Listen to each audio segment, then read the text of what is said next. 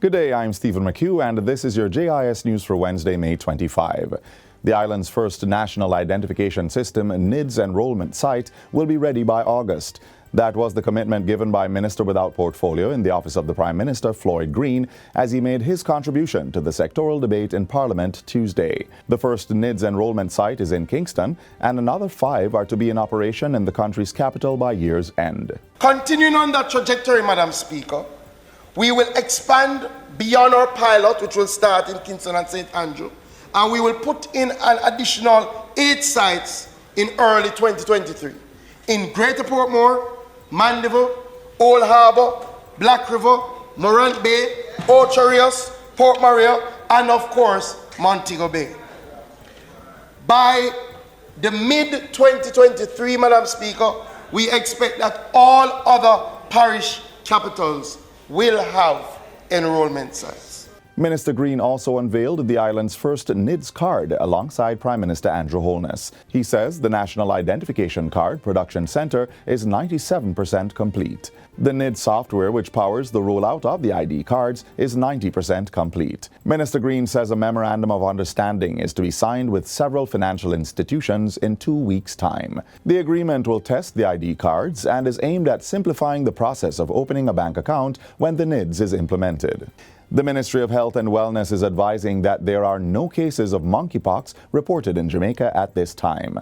However, the ministry is reassuring Jamaicans that should the virus present itself, existing COVID-19 measures will reduce the transmission of the disease. Persons must report to the health department if they develop a fever, a rash, following recent international travel, or close contact with persons who have traveled to endemic countries.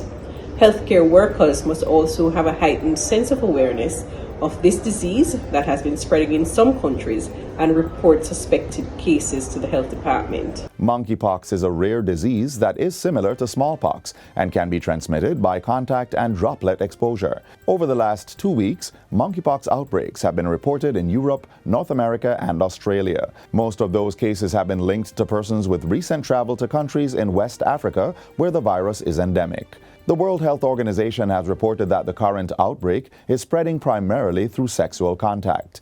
Symptoms can be mild or severe and associated with a skin rash that can be very itchy or painful. Severe disease may be fatal. Symptoms include fever, chills, intense headaches, exhaustion, backache, muscle ache, swollen lymph nodes, and rash. Children are at high risk, and monkeypox during pregnancy may lead to complications, congenital monkeypox, or stillbirth.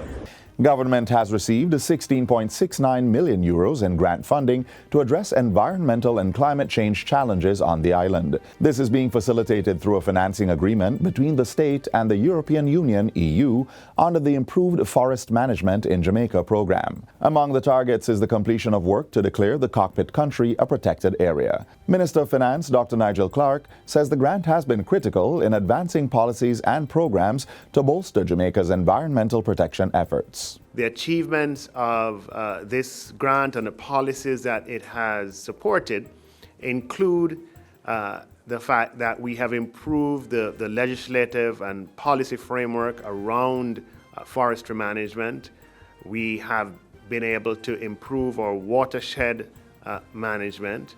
We've been able to finalize the boundaries of the cockpit country, among other policy achievements and initiatives. This EU budget support has funded so far 46 projects implemented by the Forestry Department aimed at providing alternative livelihoods in forest-dependent communities. There has been a keen focus equipping residents of these communities with the skills to utilize forest resources in more sustainable ways. During the past financial year, 26 of the 46 projects were completed, with the remaining 20 on track for completion next month. Prime Minister Andrew Holness says government will be examining ways to increase productivity on the island, even as it improves compensation for workers. According to Mr. Holness, Jamaica has one of the lowest productivity rates in the Caribbean region. He argues that there needs to be a paradigm shift to align productivity to income and improved working conditions. The Prime Minister is calling on trade unions and labor bargaining groups to work with the state to find ways to increase the output of each worker. We can't grow the GDP unless we increase productivity.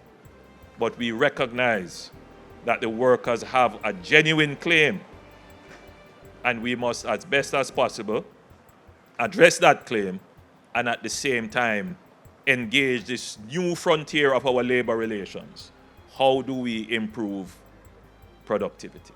Mr. Holness was speaking on Monday as he participated in Labor Day activities at Nelson Mandela Park in Halfway Tree. More public sector workers will soon have access to affordable housing. That's due in part to Friday's groundbreaking for Union Acres at Irwin in St. James.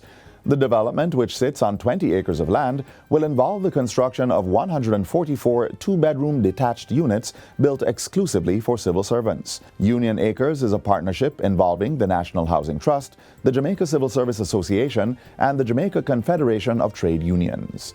Prime Minister Andrew Holness says the units will be appropriately priced for civil servants to afford.